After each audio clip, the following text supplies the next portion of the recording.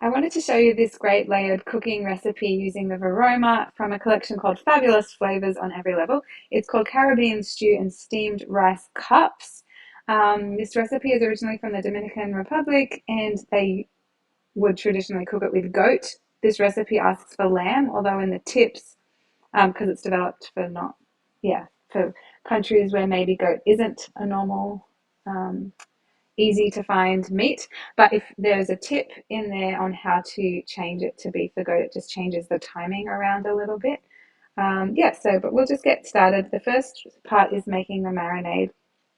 So it's telling me to put a bowl on top, and you could just put a bowl on top, but instead I'm doing it straight into my marinating kind of container. Um, and so it asks us to weigh in the lamb, which I've just cut up, and it asks for lamb shoulder or any kind of stewing lamb. When I went where I went, which I went to Aldi because I thought that would be the best place, they actually didn't have. Now I'm looking for my spatula. They actually didn't have. Sorry, lamb shoulder. They had lamb leg that was boneless. So I was like, okay, whatever. We'll get that. That looks good. So let me just spread that out in my marinating container. Um, and adding in some orange juice, which I've just freshly squeezed here. And the scales have come up, so I'm just going to watch. Cool. 50 grams of orange juice. And we want 20 grams of lemon juice, which hopefully I've got enough. Okay, great. I'll just put it all in. And then some Worcestershire sauce. Now you can make your own Worcestershire sauce. There's a recipe on Recipe Community. I haven't done that in this case, but that's something you can do if you're wanting to have everything, absolutely everything from scratch. That is something that you can do. It's coming out so slowly. Sorry. It's got a little dripper on it. Okay. And then some herbs and spices are going to go in the bowl because we're going to chop them together. So we're putting in some garlic, onions, celery, coriander, and then I need to do that. So those things I've got already all prepped here, so that can all just go in together. Coriander, celery, garlic, onion. Yeah. And then we want some oregano. So it says 2 to 3 pinches. I don't know. I love oregano, so whatever. I've already put the bay leaf in, and now it asks for cayenne pepper. That's actually a lot, but remember, this is a stew, Caribbean stew. Don't if you have a recipe asks for cayenne pepper and you only have normal pepper, that is fine, but then don't think, oh, that recipe was a bit bland. It's a totally different flavor. Cayenne pepper and normal black pepper, it's not really interchangeable. If anything, if you don't have cayenne, smoked paprika is a good substitute. But yeah, it's fine to change around flavors, but if you're wondering why things maybe aren't as flavorsome or a bit bland, that would be why if you're substituting. So it's asking us to put in our lid and chop for a few seconds. We dance while it chops. So 5 seconds, speed 5. And then we're going to add that into our mix, stir it all around, cover, and we're going to, it says to allow to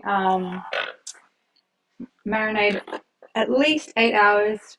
It says 8 to 24 hours. Oh, could you see that? You could. It's all very nicely chopped. Sammy does a great job of chopping all these things. And then, so I'm doing this sort of a day in advance. So this will be my tomorrow night's dinner. Just making sure I get it all out. Normally, like in a recipe, it doesn't matter if you get it all out because then you'll just go on and keep cooking in the bowl and you don't need to clean it and all that flavor's in it. But because this is the day before, I don't want to waste any of this because I'm just going to be washing the bowl. Yeah, so then it's a matter of just stirring it around in with that citrus juice. So we've got the citrus to be, tenderizing the meat and that beautiful flavor of the orange and the lemon. We've got garlic, onion, celery, all these yummy flavors. I'll just kind of mix it around roughly, but then I put on my lid and I'll just shake it all around. It's easier. I love these sort of marinating kind of dishes. So yeah, I'll give it a shake and a stir, put it in the fridge, and then we'll carry on tomorrow night. So I'm picking up, it's the next day, and the meat has been marinating in the fridge. And when you go to your Thermomix, if you are following the guided recipe, if you go to your recently cooked, I should just show you. If you go to your recently cooked and find the recipe that you have been cooking recently, the option comes up to resume or restart. So I'm just going to resume where we left off, so you don't need to stuff around trying to find where you are in the recipe, and we carry on. So I'm putting in 25 grams of oil,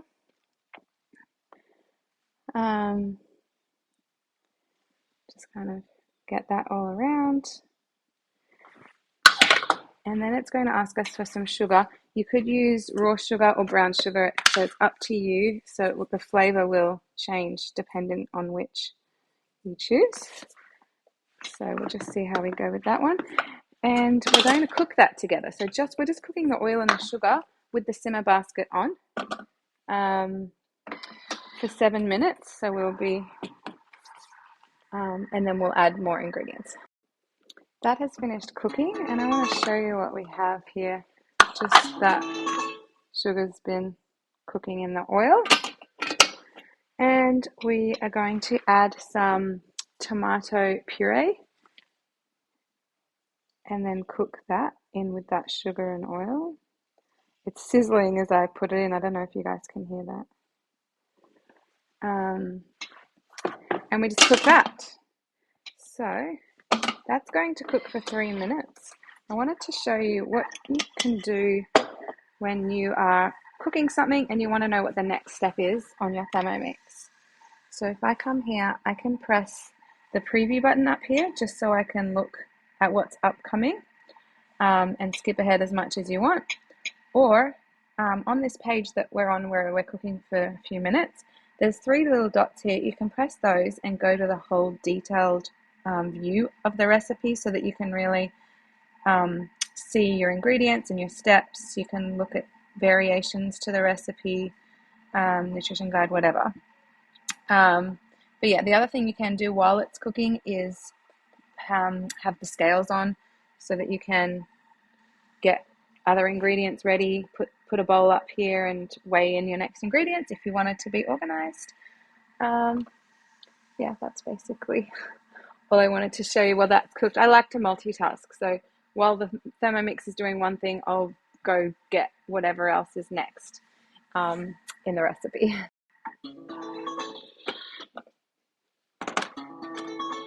Okay, that's been cooking, and we're going to be adding all the marinated meat. So I'll try and not make a mess. And we're adding the marinade, so you don't need to try and strain it or anything, just it all goes in.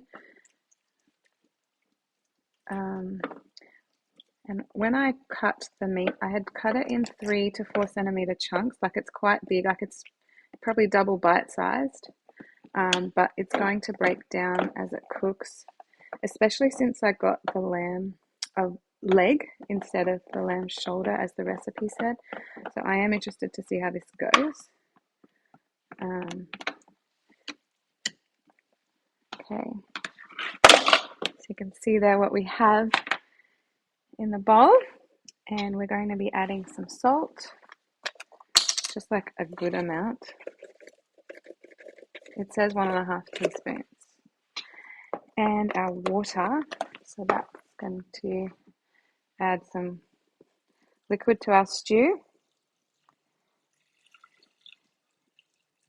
And I think that's it for that part. So next we're going to add the varoma, And yeah, I need to get some water.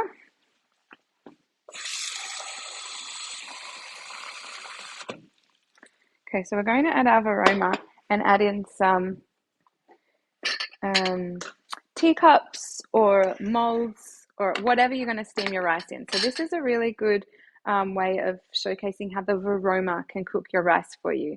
If you're doing a recipe that cooks longer, like you could do this over the top of a curry or a stew or any other kind of recipe that cooks over a longer period of time than sort of your normal 20 minutes. So this one's going to cook for 35 minutes. So I've just got some mugs in my varoma. I've put 4 in. So you could use teacups, you can use whatever. And we're going to weigh in 40 grams of rice into each cup. So let's see how, yeah.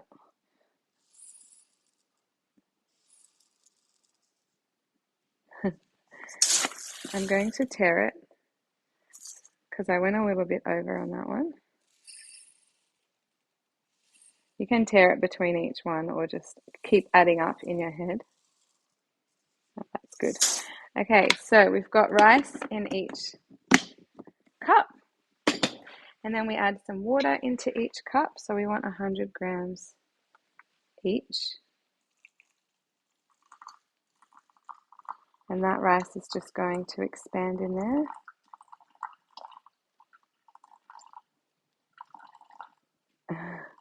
I don't want to go over. Okay, that's perfect.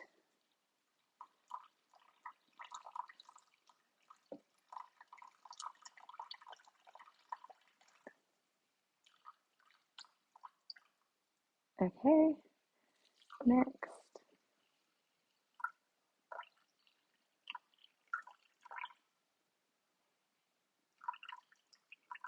And last one.